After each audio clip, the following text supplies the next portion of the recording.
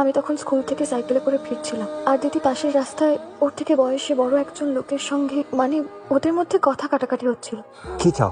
এত কাণ্ড করে এখানে এলাম, এত কিছু করলাম, তাতে হচ্ছে না। কি চাও? আমি তো সংসার চাইনি, বিয়ে করতে চাই। আমি একটু ইমোশনাল সাপোর্ট চেয়েছিলাম তোমাকে, তাহলে তুমি সবার সামনে এরকম ইগনোর কেন করো আমাকে? পাশ দিয়ে এমন ভাবে হেঁটে চলেছো আজকে আমি কেউ না। আমি তো কিছুই চাইনি তোমার থেকে, ছেড়ে দাও তাহলে আমাকে। ছাড়ার কথা আসছে। আগে আমার প্রশ্নের উত্তর দাও, কবে এটা? গত বছর অক্টোবর হবে। এই কি করি বলো তো? প্রচুর আগে লেকচারটা, এদিকে মায়ের শরীরটাও ঠিক নেই। ডোন্ট ওয়ারি, তুমি প্রিপারেশন নাও, আমি মায়ের কাছ থেকে ঘুরে আসছি।